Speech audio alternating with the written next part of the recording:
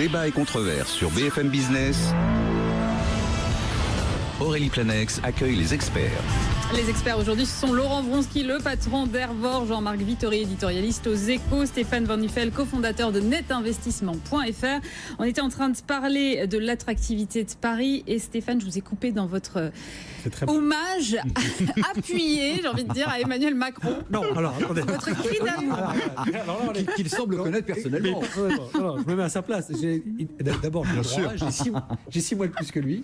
Je le redis parce que je l'avais déjà dit sur ce plateau. Il est de 77, donc c'est forcément quelqu'un de bien. Parce que les gens qui sont nés en 77 sont forcément des gens. En toute simplicité, bien sûr. En toute simplicité et avec beaucoup d'humilité.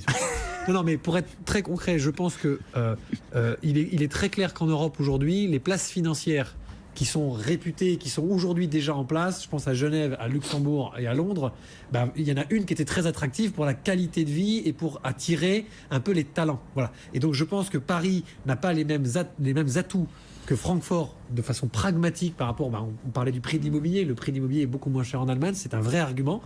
Paris, c'est pas le cas. En revanche, Paris doit jouer avec ses atouts. Donc il ne faut pas chercher à essayer, et c'est ça que devrait faire. Non, mais il n'y a pas que le glamour dans la vie non plus. Non, ce que je veux dire, parce que là où je veux en venir dans le raisonnement, il doit pas être très clair, c'est que je veux dire, si on compare Francfort et Paris sur les mêmes critères, fondamentalement, c'est pas une bonne idée. Il faut que Paris sache mettre en avant ce qu'elle a à mettre en avant. Et le projet Grand Paris, je suis désolé, est un projet qui, sur le papier en tout cas, a l'air extrêmement porteur de changement, de dynamisation, etc. En termes de transport, en termes de problèmes de circulation, etc. D'accord, mais il faut pouvoir se projeter parce que là, pour l'instant, ceux qui arrivent à Paris, ce qu'ils voient ou en banlieue, je suis désolé, ce qu'ils voient, c'est les travaux, quoi, Jean-Marc Vittori.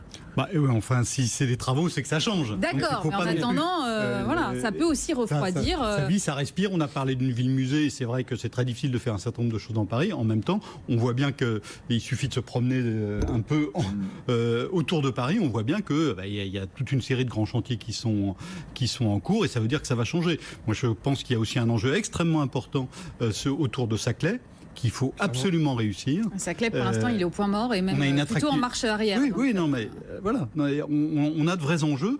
On a des problèmes de gouvernance absolument majeurs. On a juste un point. J'ai assisté l'autre jour à un débat qui est à la Fondation Jean Jaurès sur l'industrie 4.0. Très beau sujet. C'était franco-allemand.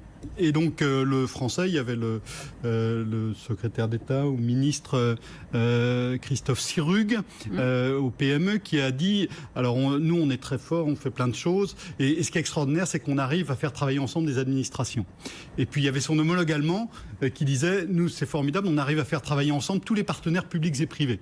Donc en France et sur la région parisienne en particulier, on a un vrai problème de gouvernance. Il faut arriver à faire travailler ensemble des administrations, en fusionner un certain nombre, et ça c'est l'un des enjeux de la réussite.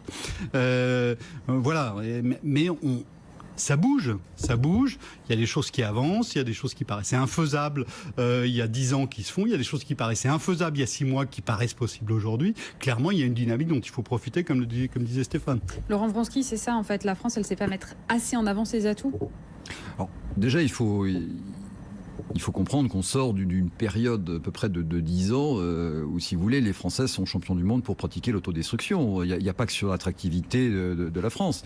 C'est beaucoup plus ancien que ça. Voilà, Jean-Marc parlait de l'industrie. Si vous voulez, il y a c'est un sujet que je connais bien parce que c'est vraiment un enjeu fondamental d'attractivité du secteur où vous avez, je dirais, les industriels français souvent qui ne se mettent pas en avant, qui ne sont pas vendeurs et qui pratiquent quelque part la politique du pire. Et puis il y a aussi une espèce de quelque part de complaisance où on monte toujours des industries qui ferment, on vous parle des gens qui bloquent les routes, etc. Ce qui n'est pas du tout le cas en Allemagne. Alors, je ne dis pas que c'est tout rose, mais là aussi, si vous voulez, il y a cette tendance naturelle à toujours, je dirais, râler, contester, et puis toujours être négatif.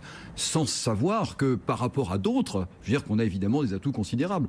Mais je reviens encore une fois sur la notion d'écosystème. Parce que je pense que là, l'État ou la région, mais pour moi, quelque part, c'est pareil, je veux dire, est dans son rôle de catalyseur pour créer un écosystème. Mais pour que les choses marchent, il faut les voir dans la globalité. Et souvent, malheureusement, dans notre pays, on a tendance à faire des frappes chirurgicales où on va s'attaquer à un petit problème, et puis alors après, on est étonné que ça marche pas comme on voudrait, alors on va envoyer une deuxième frappe chirurgicale. Là, il y a une vision d'ensemble. Le Grand Paris, effectivement, c'est une bonne remarque. C'est un vrai plan d'ensemble. Mais on ne peut pas simplement attirer, tout le monde le comprend, les investisseurs, je dirais, sur la beauté de la Tour Eiffel et de Notre-Dame de Paris. Il y a évidemment des mesures économiques intéressantes parce que les banques viendront à Paris, parce que, en clair, on va offrir des mesures compétitives. Il y a une vraie compétition à ce niveau-là. Mais ça ne se limite pas qu'à ça, bien évidemment. Mais je peux pense qu'on a juste- toutes nos chances. Juste ajouter un petit mot, parce que moi je suis bordelais et je vis à Bordeaux. Enfin, je suis parisien, mais je vis à Bordeaux depuis maintenant 12 ans. Alors, toute proportion gardée, bien entendu, parce qu'on est sur des dimensions de ville et d'enjeux qui sont pas les Voilà, mêmes vous nous du faites tout. la promotion de Paris depuis une demi-heure, Non, mais en mais- fait, vous habitez à Bordeaux. Non, moi je suis hyper franchouillard. Donc, Je suis d'accord. moi, de toute façon, je défendrai Tourcoing, Limoges, enfin n'importe qui à partir du moment où c'est français. Mais ce que je veux dire, c'est que moi j'ai vécu, parce que familialement j'allais à Bordeaux depuis 30 ans, et j'ai vécu donc la mutation absolue Ouais, d'une qui s'est ville qui, pour transformée. le coup, était Oui. hyper en retard. C'est Impressionnant. pas, elle avait des petits problèmes. C'était fermé. Bon, depuis 3 jours. Et moi, La LGV. en avion, j'ai pas pu prendre la LGV. Mon associé a pris la LGV hier. Il a mis 2h05 pour venir de Bordeaux à Paris. Claquement de doigts. Bon, ça change tout. Et je peux vous garantir que la stratégie, alors vous allez me dire, celui-là, il n'arrête pas de rendre hommage aux hommes politiques, mais la stratégie de l'équipe Juppé et de Monsieur Rousset, qui était le patron de région, Ouais. a été à un moment donné de baser quand même sur les forces de Bordeaux qui restaient le vin et le tourisme en priorité, alors que la première industrie bordelaise, c'est l'aéronautique, il faut le savoir aussi quand même. Ouais. Bon, mais de rendre Bordeaux joli et fonctionnel, tampon patrimoine mondial, tourisme plus 30%, et aujourd'hui c'est une des villes les plus dynamiques en termes de recherche digitale et de nouvelles technologies. Ce qui est donc aberrant quand on se dit ils en ont fait une espèce de ville propre et ville musée en imposant tout bêtement que la ville soit parfaitement propre avec des ravalements obligatoires tous les 10 ans dans le centre-ville. Ça a attiré une population, et aujourd'hui la population bordelaise est en train de rajeunir, et il y a un solde démographique entre les gens qui partent et qui arrivent positif. Voilà, grosso modo, comment on peut mettre en place une feuille de route, et je rejoins Laurent sur le sujet, et de se dire, il y a un vrai enjeu global à réfléchir en termes de démographie, de sociologie, d'équipement pour les familles, etc., etc. Et moi, je pense, que la France, et en particulier Paris, puisque la France est très centralisée, n'est pas si en retard que ça sur le papier, sur plein d'autres sujets que simplement l'attractivité fiscale et la place dans des bureaux modernes en périphérie de Francfort. C'est mon point de vue. Disons qu'on a une bonne page de départ, mais qu'il faut aller plus loin, quoi. Oui, et puis il faut savoir mettre en avant ce qu'on a de fort et pas de ce qu'on a de faible. Je rejoins Laurent sur le French bashing qu'on a tendance tous à faire et qu'il faut arrêter de faire. Mais vraiment, faut Alors, arrêter de le faire. juste un point là-dessus. Hein. Le classement qui fait le plus référence à l'échelle mondiale en matière d'attractivité, c'est le World Competitiveness Report, qui est fait par le World Economic Forum chaque année. Ce classement est bourré d'indicateurs. Il est très, très intéressant à cet égard. La France est très bien placée sur les infrastructures. Hein. Donc, les autoroutes, le numérique, les lignes grande vitesse de train, tout ça, la France est très, très bien placée. Elle est de 3, 4, 5e. En revanche, la France est très mal placée. Alors, sur les indicateurs, marché du travail, tout ça, qui ne surprendront pas les auditeurs de BFM Business. Mais le tiers de la note de ce classement vient d'un sondage qui est fait auprès de décideurs du pays. Ouais. Hein ? Et donc, il y a un peu moins de 100 personnes de chaque pays qui sont interrogées, des PDG, des responsables politiques de haut niveau, sur ce qu'ils pensent sur leur pays. Et la France, là, est très, très, très mal placée. On a une Donc, mauvaise si la image de France est nous-mêmes. 21e ou 22e dans ce classement, c'est en partie par cet autodénigrement, parce que ces 80 ou 100 décideurs, quand on les interroge sur la France, ils disent c'est pas bien. Et évidemment, quand on interroge des Américains, ils disent notre pays est extraordinaire, c'est fantastique. Et quand on interroge des Suisses, c'est pareil. Donc là, oui, il y a aussi un vrai travail à faire. Ou des Allemands qui mettent des drapeaux sur leur compresseur, si je ne me trompe pas. Voilà. Laurent Vronsky, on a un problème d'image vis-à-vis de nous-mêmes, en fait. C'est ça. Oui, je pense. Alors, en tout cas, ce qui est sûr, c'est que depuis un mois et demi, et c'est pas un jugement politique, mais moi j'ai vraiment l'impression de ne pas vivre dans le même pays. Je veux dire qu'il y a en tout cas un élan, si vous voulez, de positivisme que moi je n'ai pas connu en 30 ans. Donc justement, si on peut capitaliser là-dessus, l'idée c'est pas de dire qu'on est parfait, nul n'est parfait, mais déjà de commencer par parler du positif, donc de la bouteille qui est à moitié pleine. Et là, pour le coup, il y a un vrai changement culturel. Mais c'est vraiment à tous les niveaux. Parce que vous voyez, c'est pareil dans le management des équipes. C'est un sujet où je pourrais être intarissable, mais je veux dire que quand vous demandez à un Français comment ça va, il va vous dire ah bah ça va pas mal. Pourquoi ça va pas mal? Pourquoi est-ce qu'on dit pas ça va bien? Mais c'est très profond. Et effectivement, comme le soulignait Jean-Marc, quand vous écoutez les Américains, on a l'impression que l'Amérique c'est parfait. Hein. Moi, pour y avoir habité 8 ans, je peux vous dire qu'il y a des forces et des faiblesses. Donc déjà, il faut être vendeur. Et pour être vendeur, il faut être un peu commerçant. Le commerce et la fonction commerciale n'est pas une fonction naturelle en France. On est plutôt voilà. Et donc là, il y a une vraie révolution copernicienne à opérer. Oui, mais est-ce que si on commence à redécaler des mesures qu'on a annoncées, comme on l'a fait cette semaine, ça risque pas de casser tout ça, Jean-Marc Vittori? Ouais, il y a une vraie question, oui. Il y a une vraie question. En même temps, pour reprendre l'expression à la mode du moment. Jean-Marc, vous citez Emmanuel Macron maintenant. Alors tout à l'heure c'était Stéphane, maintenant c'est vous. Oh, mais je cite. Il est président de la République, quand même. Oui, mais bon. Donc, Tout le monde se met à dire en même temps, mais c'est un truc de dingue. Non. Bref, je vous laisse finir. Alors, on a une situation budgétaire qui est un peu plus tendue que ce qu'on pouvait croire ou ce qu'on pouvait espérer il y a quelques semaines. On a un gouvernement qui, là aussi, donne du temps. Et moi, je pense que c'est très important d'avoir quelque chose qui ressemble à un contrat de législature. C'est-à-dire, voilà, on va faire... Il y a un certain nombre d'actions qu'on va mener sur 5 ans.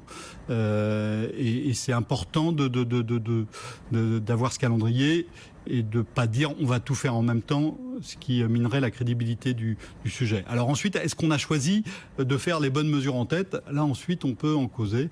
Moi, je pense qu'il faut tenir compte soigneusement de la position dans le cycle conjoncturel. Nicolas Sarkozy avait pris des mesures qui auraient été très utiles si la France avait été en pleine accélération de la croissance. Manque de bol, comme aurait dit son successeur, l'activité était en train de se retourner. François Hollande, lui, il a pris des mesures il a accentué des mesures de matraquage fiscal qu'avait pris son prédécesseur, alors que la France était en pleine déprime, donc évidemment ça l'a pas sorti de la mouise, c'est le moins qu'on puisse dire. Là, ce qu'il faut faire, on est en phase de petite reprise, fragile. Ce qu'il faudrait faire, c'est tout ce qui peut asseoir cette reprise, notamment toutes les mesures favorables à l'investissement, donc de l'ISF, de l'impôt sur les sociétés d'abord. Oui. Voilà. Droit du travail. Alors ensuite, et puis évidemment, droit du travail pour encourager l'embauche, parce que c'est le moment où on embauche, et on le voit encore aujourd'hui avec le baromètre des cadres, mais on l'a vu à travers toute une série d'autres. En droit du travail, on y travaille justement, Stéphane Bonifay. C'est très important. Moi, je le répète constamment, et c'est un des leitmotifs de tous mes discours, c'est la flexibilité. Et je crois, et je pense déjà l'avoir dit sur ce plateau à l'époque, je crois qu'il faut sortir de cette notion de l'approche politique que les Français ont, où le candidat est arrivé, il a énuméré 80 données, il va les faire dans les 100 jours, on n'arrête pas de nous répéter que les 100 jours, etc. Et puis après, le reste du temps, il ne bougera pas de sa feuille de route. Bon. Moi, je suis chef d'entreprise depuis 12 ans. Je peux vous garantir que si, sur les 12 dernières années, j'avais fait exactement dans l'ordre ce que j'avais prévu de faire, et ça ne se serait pas passé du tout comme ça s'est passé. Donc moi, je pense qu'au contraire, aujourd'hui, un gouvernement, un président de la République, un Premier ministre, qui ont la capacité de temps en temps de dire, bon, bah, on avait prévu ça, mais parce qu'en fait, la France vit sur une planète où il y a 189 autres pays, c'est peut-être bien d'avoir un peu de flexibilité et d'adaptabilité. Donc, entre le moment de se dire, nous on a prévu ça, et puis bah, finalement on a des comptes qui arrivent qui sont comme ça, et puis il y a les matières premières qui sont en train de nous faire un truc qui n'était pas prévu. Donc on a des données qui sont en train de changer la feuille de route d'il y a 2 mois ou d'il y a 3 mois, lorsqu'on a prévu notre programme. Je ne trouve pas ça complètement aberrant. À partir du moment où ils viennent, ce qu'ils font aujourd'hui, expliquer comment ils vont faire, dans quel ordre, qu'ils repoussent, etc., etc. Je prends l'exemple de l'ISF, puisqu'en fait, moi, je suis concerné, puisque mes clients sont concernés par ce sujet. Ouais. Donc, on avait commencé à beaucoup en parler avec nos clients. Bon, ils n'ont pas dit qu'ils arrêtaient de le faire ou qu'ils ne le feraient pas. Ils vont le voter dans la loi de finances 2018, mais ils ne l'appliqueront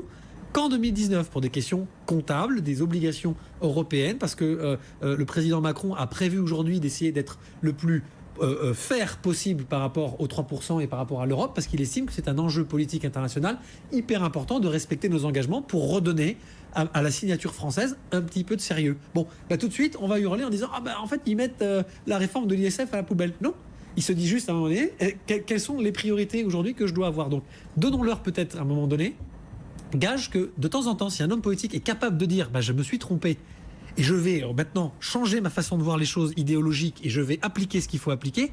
On l'a eu avec François Hollande à un moment donné, quand il a pris son virage et qu'il a fait ce qu'il aurait dû faire dès 2012. En fait, ça a fonctionné. Rendons à César ce qui appartient à César, on peut lui rendre très peu aux malheureux, mais au moins, il y a des choses qui ont fonctionné. Je ne partage pas l'utilité du CICE, il s'avère que ça a reconstitué les marges et que ça a quand même redonné du dynamisme aux entreprises. Donc, essayons à un moment donné de laisser aux hommes politiques la possibilité de temps en temps de ne pas être dans l'idéologie pure et de ne pas forcément tout de suite faire un sondage qui rejette à 60% le discours de politique générale du Premier ministre, alors qu'un mois et demi avant, tout le monde a voté pour l'équipe et pour le programme. Voilà ce que je Laurent Wronski, c'est pour ça que le patronat globalement est assez compréhensif, je trouve. En tout cas, on n'a pas eu de grosses manifestations de déception après le signal envoyé par le Premier ministre cette semaine. C'est parce que finalement, on dit OK, on décale, mais on inscrit quand même dans la loi, comme ça on sait que ce sera effectif à terme. Moi, je suis dans l'expectation positive, donc ça, je prends. Simplement, le contexte de cette élection est quand même un petit peu particulier. Il faut le rappeler. C'est-à-dire qu'on a eu un bouleversement politique et on a des gens qui sont arrivés au pouvoir en disant voilà, nous, on va faire la politique différemment, on n'appartient pas au système, on va vraiment réformer le pays. Très bien, donc formidable. Mais maintenant, si vous voulez, c'est comme en amour. Hein, ce qui est important, c'est l'épreuve d'amour. Et là, je suis d'accord avec toi quand tu parles, si tu veux, d'être flexible et adaptable. Ça, c'est notre quotidien. Simplement, je pense qu'il y a des signaux forts qu'il faut envoyer. Et il ne faut pas attendre trop longtemps. Hein. Et là-dessus, je pense que la fenêtre de tir, elle est effectivement extrêmement restreinte. Parce que si on dit, vous allez voir, on va tout changer, et que finalement on attend, et qu'il ne se passe rien, quelque part, on va commencer, je dirais, à renier la confiance. Et alors là, il peut y avoir un retournement très important, parce qu'en économie, je crois que je n'apprends rien à personne. Je veux dire qu'il y a une partie de l'économie qui est une économie de subsistance, c'est-à-dire qu'on a besoin de biens fondamentaux. Et après, il y a une économie de confort, c'est-à-dire que qu'est-ce qui va faire qu'on va changer de voiture, qu'on va prendre un appartement plus grand, qu'on va faire ci, qu'on va faire ça, c'est parce qu'on a confiance. Donc si ces signes n'apparaissent pas, et s'il y a toujours des bonnes excuses pour les repousser, on risque aussi un retournement. Oui, mais Laurent, donc il ne faut pas trop attendre. Tu es d'accord qu'aujourd'hui, la priorité quand même, c'est cette fameuse notion de réforme du droit du travail, de réforme du travail. Alors, pour moi, c'est la priorité fondamentale avec 5 millions de chômeurs. Plus que la fiscalité. Ah mais pour moi, alors c'est pas plus que la fiscalité, c'est juste que dans l'ordre, il y a des contraintes comptables qui font qu'aujourd'hui, ils ont deux choix.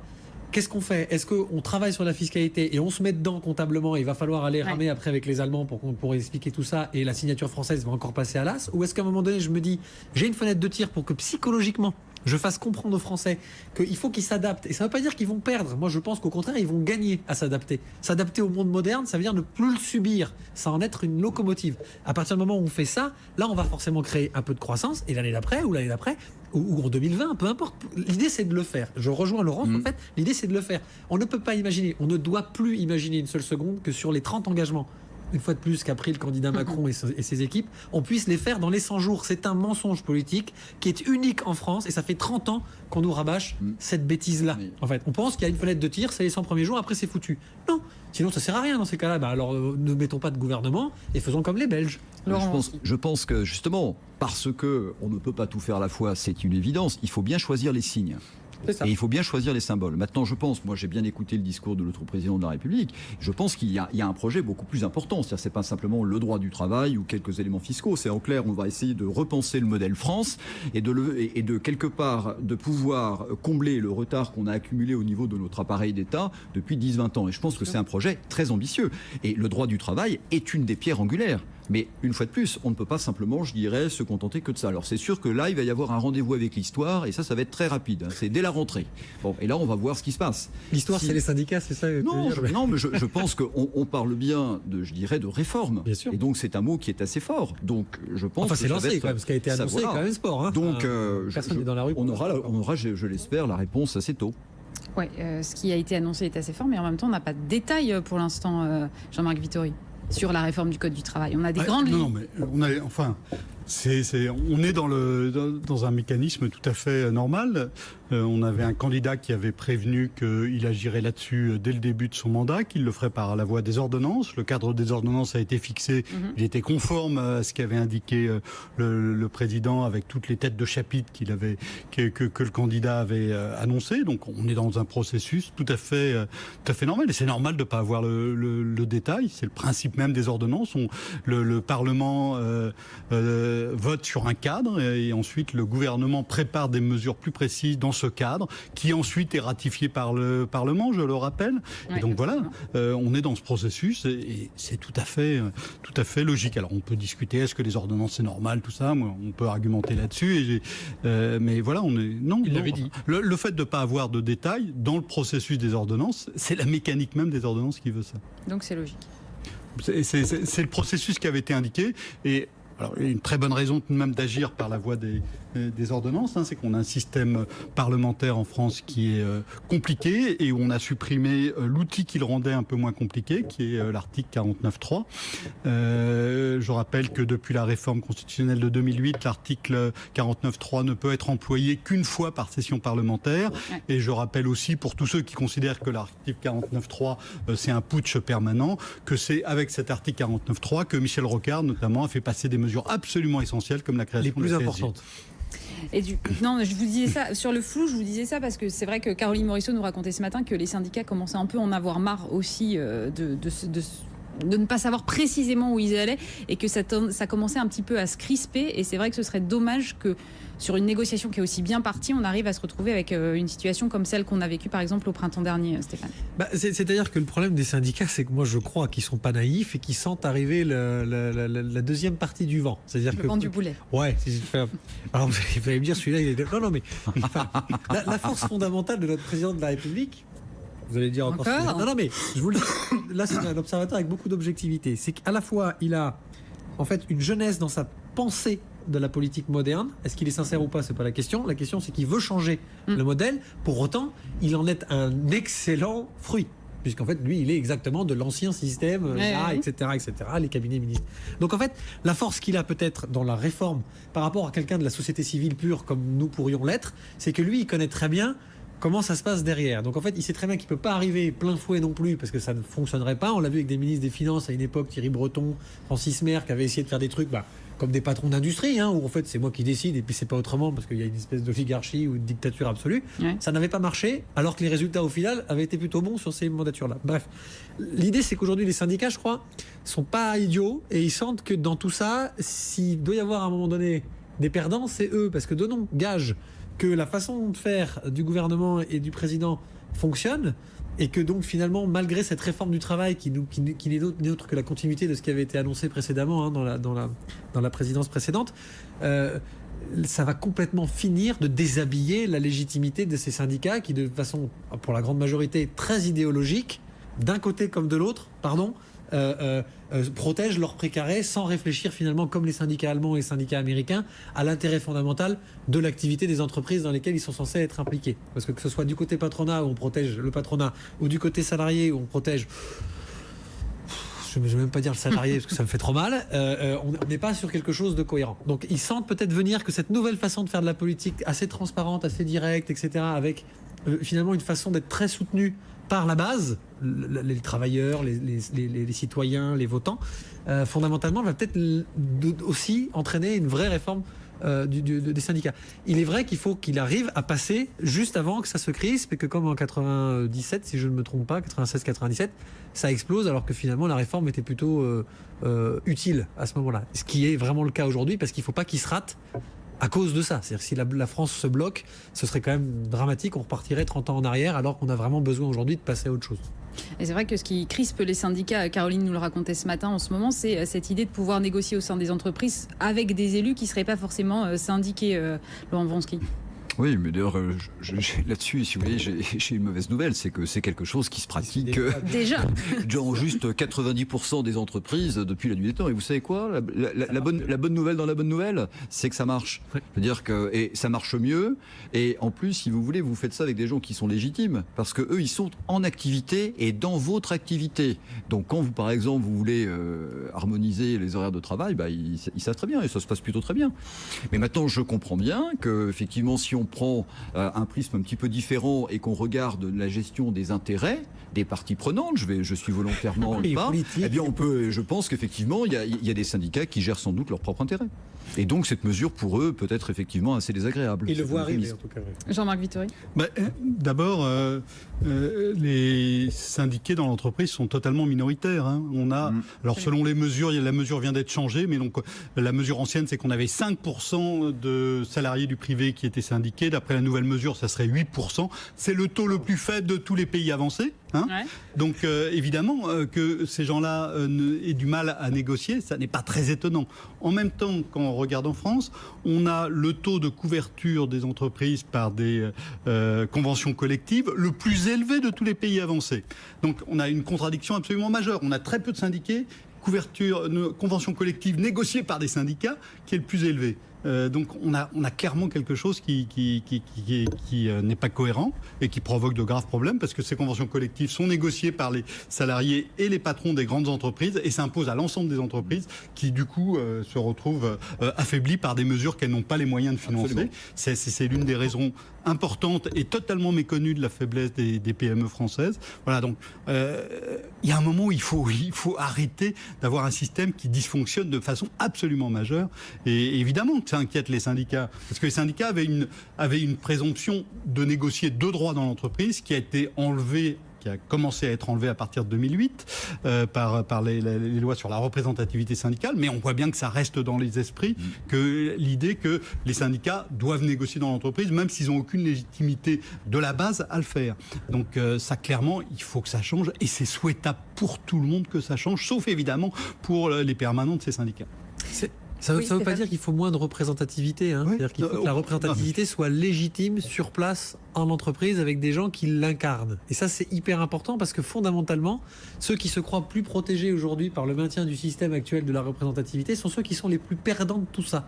Fondamentalement. Et ils auraient beaucoup plus à gagner, je pense en particulier à ceux qui ont des emplois pénibles, auraient beaucoup plus à gagner à pouvoir être eux-mêmes ou à se représenter eux-mêmes au sein de leur propre entreprise plutôt qu'à compter sur des espèces de régies départementales, régionales, annuelles, où un type débarque de temps en temps pour dicter sa loi sans avoir jamais été sur une chaîne de montage ou quoi que ce soit de l'entreprise dont il est en train de parler. Parce que ça fait du mal à ceux qui en souffrent le plus. Donc fondamentalement, c'est à eux de redéfinir cette représentativité. Merci beaucoup Stéphane Van Nuffel, le cofondateur de netinvestissement.fr, Jean-Marc Vittori, éditorialiste aux Échos, et Laurent Vronsky, patron d'Hervor. Les experts reviennent lundi avec Nicolas Dose.